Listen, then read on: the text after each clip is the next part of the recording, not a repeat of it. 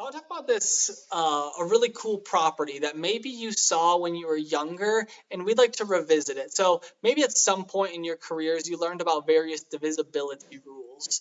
So maybe you saw these types of rules. If you haven't ever seen these rules, maybe your mind's about to be blown. But if you have, maybe some of these are very familiar. So a number is divisible by 2 if this last digit is divisible by 2, right? So if the number ends in 4, it's divisible by 2. If it ends in 7, not divisible by 2.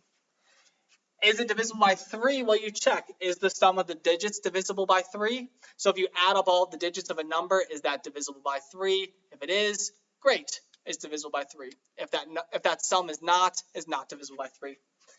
See if a number is divisible by 4, we look at the last two numbers and we see, are you divisible by 4 or not? If you are, great. If not, not divisible by 4. Divisibility by 5, that one you probably know very well. If the number ends in 0 or 5, it is. If it doesn't end in 0 or 5, it's not. Divisibility by 9, maybe you've seen this one. Maybe this one's a little less common. You add up all of the digits and that sum is divisible by 9 or a multiple of 9. It is divisible by 9. If it's not, then it is not divisible by 9.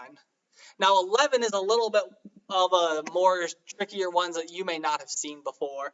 So to see if a number is divisible by 11, you alternate adding and subtracting the digits and see, do you get a multiple of 11 by the end? So an example of this, if we were to look at the number 2167, we could check divisibility rules. It ends in a 7, not divisible by 2. Add these up, you get 3 plus 9 gives you, or 3 plus 6 gives you 9, plus 7 gives you 16. That's not divisible by 3. It's not divisible by 9. Last two numbers, 67, that's not divisible by 4. Last number is not a 0 or 5. So this number is not divisible by 2, 3, 4, 5, or 9. What is this now telling us to do? What this means is we're going to add and subtract. So we start with this last number, and we're going to do 7. We add this. We subtract off the next number, which is 6.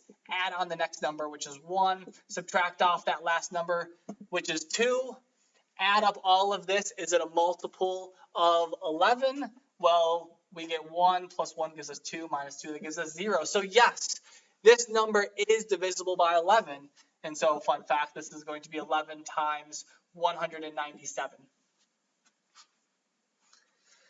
Now, a different number, so for instance, if I was to look at, say, 4380, we could check our divisibility rules. This is divisible by 2 because 0 is divisible by 2.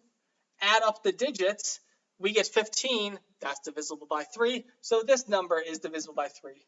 The last two digits here, 80 is indeed divisible by 4, so this number is divisible by 4. Last number is a 0, so this is divisible by 5. Sum of the digits we said was 15, that's not a multiple of 9. This is not divisible by 9, but if I now do this 11 rule, I again start with this last one and I add it. I subtract off 8, I add 3, I subtract off 4. What this gives me is -9, and that is not a multiple of 11, so this is not divisible by 11. Now, these are all magical rules that I know when I was taught this in middle school, I was like, whoa, why does this work? I've never seen anything like this before. This is really cool. Well, we will try to prove at least some of these. I don't think it's worth it to prove all of them. It becomes pretty redundant. But we'll prove at least one of these, and then you'll see the strategy of how can we prove these divisibility rules. And then you could create a whole bunch of divisibility rules for any types of numbers if you so desire to do that.